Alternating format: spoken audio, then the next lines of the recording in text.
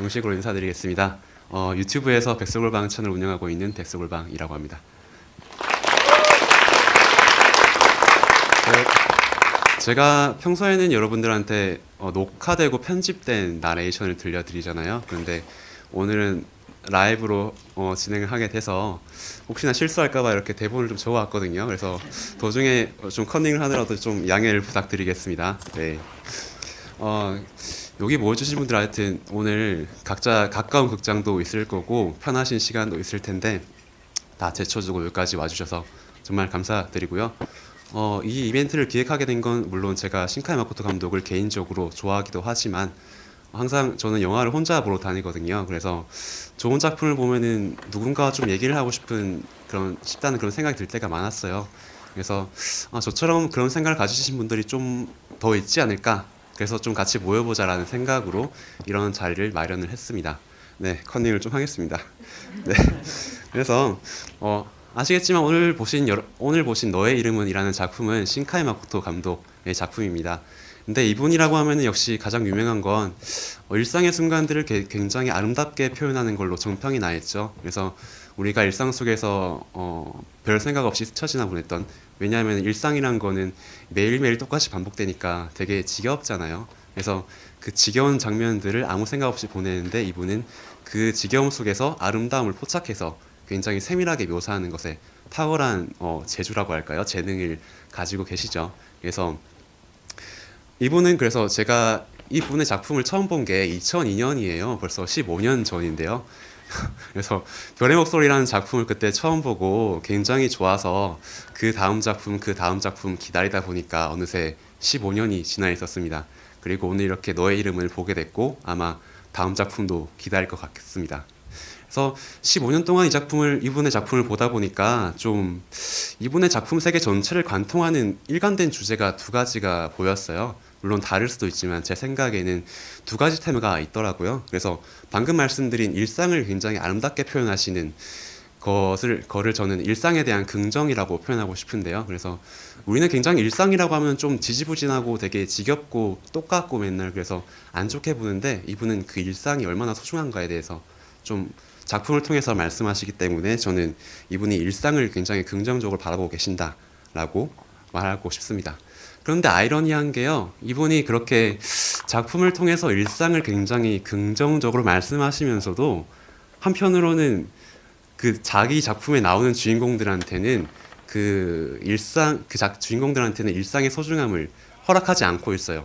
어떻게 설명을 좀 하겠습니다. 제가 생각이 좀 안 나네요. 호흡이 좀 크기더라도 양해 부탁드리겠습니다. 하여튼 전체 작품들을 쭉 보면요 똑같아요. 모든 작품들의 주인공들이 남녀 주인공이 시공간의 단절을 겪습니다. 그래서 이렇게 일상은 아름다운데 작품들의 주인공들한테는 정작 시공간의 단절, 그러니까 서로 다른 시간이나 공간으로 떨어지게 되는 과정들을 겪게 되는데요. 그래서 일상이 정말 아름답게 그려놓고서도 기껏 그려놓고 정작 주인공들은 그 일상의 아름다움을 같이 향유하지 못하게 되는 아이러니가 이분의 작품에서는 발생하게 됩니다.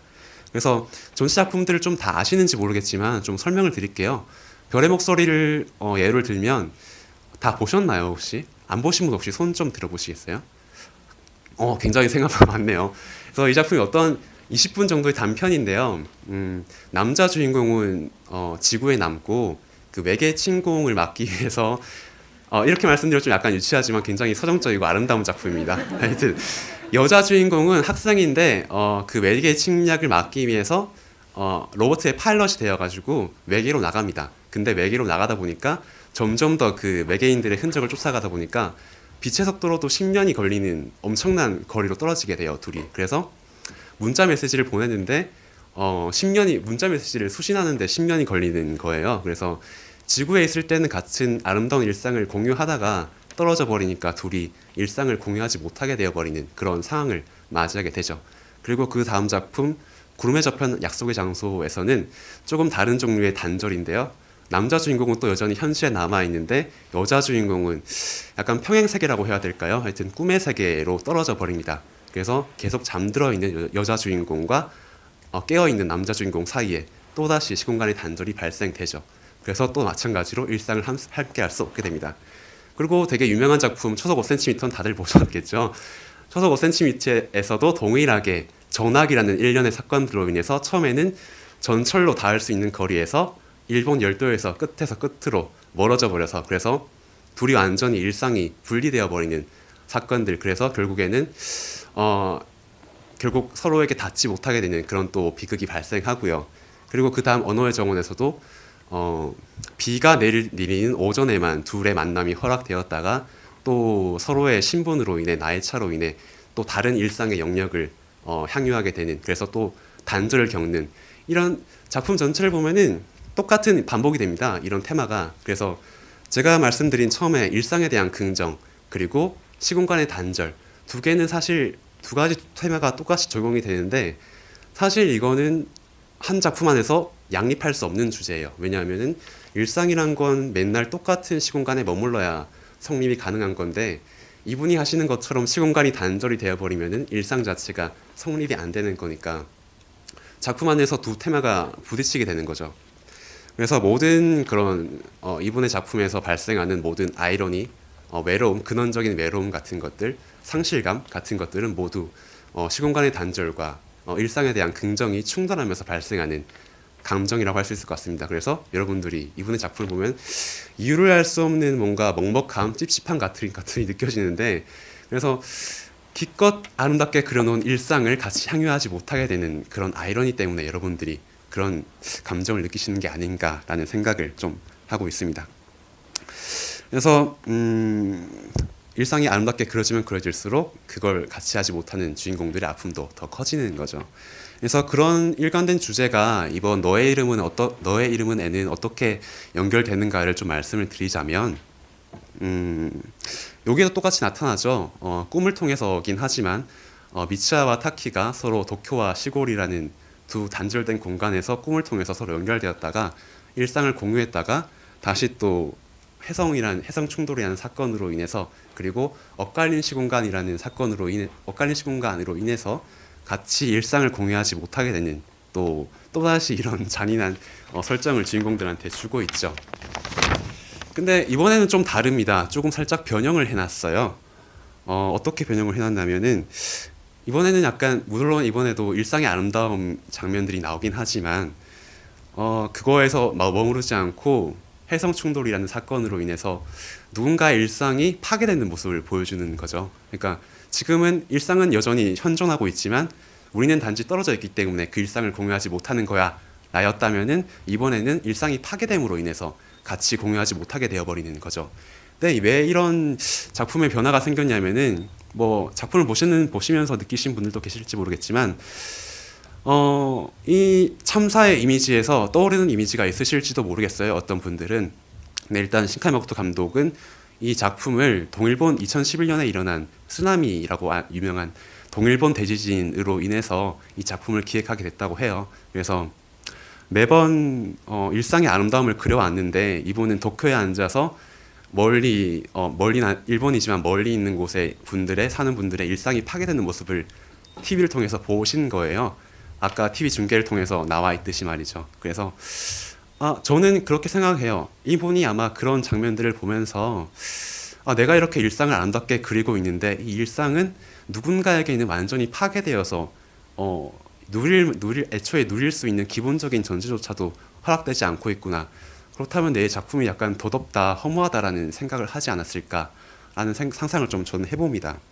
그래서 마찬가지로 극중의 타키가 면접을 보면서 도쿄도 언젠가는 사라질지도 모릅니다라는 멘트를 하잖아요. 그게 아마 신카이 마코토 감독의 개인적인 생각이 아닐까 싶어요. 그래서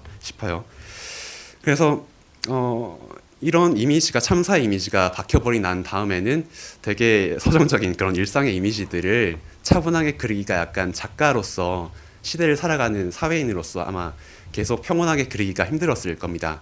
이건 마찬가지로 저희 세월호 사건이 2년 전에 일어났는데 그 이후로 한국 영화계에 굉장히 참사를 다루는 영화들이 굉장히 많아졌습니다. 이거는 아마 시대를 바라보는 작가들의 시선에서 그 이미지들을 외면할 수 없기 때문에 이런 변화들이 생긴 게 아닌가라는 생각을 저는 좀 하고 있습니다. 이게 일본에서 굉장한 1,500만 명이 관객에 들었는데 흥행을 한 거는 작품 자체의 내러티브가 재밌어서 흥미로워서가 아니라 이렇게 일본인들의 지진을 겪었던 일본인들의 아픔을 작품을 통해서 매만져주고 위로했기 때문이 아닌가. 그래서 일본인들도 거기에 응해서 이런 큰 흥행이 발생했던 게 아닌가라는 생각을 좀 하고 있습니다. 좀 정리를 하자면 신카이 마코토 감독의 작품에 등장하는 주인공들은 항상 어딘가를 가야 돼요. 뭔가를 잃어버려서 어딘가를 가야 되고, 어딘가 저 하늘 어딘가 약속된 장소 어딘가 뭐 도쿄에 어딘가, 도쿄에 살고 있는 너, 어딘지 모르겠지만 살고 있는 너에게 항상 다가가야 된다는 뭔가 근원적인 외로움과 상실감을 안고 있습니다. 그래서 전 재밌는 걸 발견했는데요. 보면서 초속 5cm에는 작품 도중에 새가 한 마리 나오거든요. 하늘을 날아다니는 새가 한 마리 나옵니다.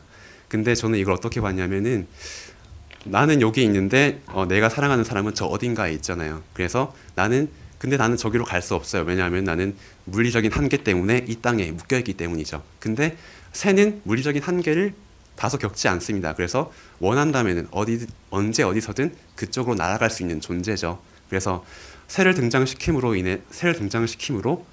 해서 내가 저 사람에게 지금 당장 날아가고 싶다는 열망을 표현한 게 아닌가라는 생각이 드는데요. 근데 마찬가지로 이 작품에서도 새가 나옵니다. 몇 번씩. 근데 재밌는 게 초속 5cm에서는 새가 한 마리 나오거든요. 그래서 목적지를 알 수 없는 어딘가로 쓸쓸히 날아가는 새의 모습이 나왔는데, 이번에는 새가 무조건 두 마리 나옵니다. 재밌죠? 예, 새가 무조건 두 마리 나오고, 그래서 작품의 결말도 다르죠. 한 마리가 나온 초속 5cm에서는 결국에는 그 혼자 날아가는 쓸쓸한 모습이 결말 자체가 되지만, 재밌는 게 미츠하와 타키가 계단에서 만나기 직전에 짧은 컷으로 새가 두 마리 나오거든요. 혹시 나중에 다시 보실 분들은 그 부분 한번 체크해 보셨으면 좋겠어요. 새가 두 마리가 딱 나옵니다. 그리고 그 다음에 미츠하와 타키가 만나죠. 그래서 초속 5cm에서는 쓸쓸함을 새로 통해서 표현했다면, 이번에는 서로에게 닿기를 정말 간절히 원해서 그런 주인공들의 바람이 이루어졌기 때문에 새가 두 마리가 항상 나오고 타키와 미츠하가 만나지 않았나라는 생각을 하고 있습니다. 그래서 작품 전체에는 그래서 왜 미츠하와 타키가 왜 하필이면 둘이 만난 거야 라는 것에 대한 정확한 설명이 나와 있지 않습니다. 뭐 운명이라고 하면 운명이라고 할 수 있고, 어떤 우연이라고 하면 우연이라고 할 수 있겠는데, 어쨌든 둘은 중요한 건 둘은 서로 연결되어 있었다는 거고, 하지만 둘이 연결되어 있었음에도 불구하고 3년 전에 미츠하가 도쿄로 타키를 찾아가지 않았다면은 끈을 전달하지도 못했을 것이고, 그리고 타키가 다시 사라진 미츠하를 찾으러 이오토모리로 가지 않았다면은 둘은 다시 재회하지 못했을 거고, 또 재앙도 맞지 못했을 것입니다. 그래서 신카이 마코토 감독이 하고 싶었던 말은, 어쨌든 우리 현실에 살아남아 있는 사람들, 일상에 남겨진 사람들은 어쨌든 어떤 운명을 갖고 태어나든 계속해서 누군가에게 닿기 위해서 끊임없이 노력해야 뭔가 세상이 바뀌지 않을까. 해성으로 인한 참사를 막아낼 수 있었듯이, 지진으로 인한 참사 같은 것도, 현실의 참사 같은 것도 실제로 우리가 노력한다면 막아낼 수 있지 않을까. 그래서 우리는 끊임없이 누군가에게로 달려가야 한다. 그 사람의 이름을 잊지 않아야 된다. 이런 메시지를 전하고 있는 것 같습니다. 그래서 뭔가 있어 보이는 멘트로 마무리하려고 하는데 정리가 잘 안 되네요. 하여튼 여기 오신 분들도 뭔가 이어진 끈을 하나씩 다 가지고 계실 겁니다. 그래서 타키와 미츠하가 그랬던 것처럼 그 이어진 끈을 마주 잡을 수 있는 사람을 찾아 나가시길 바라겠습니다. 네, 감사합니다. 제가 굉장히 떨려가지고 지금 횡설수설 해가지고 내용이 잘 전달이 됐는가 모르겠습니다.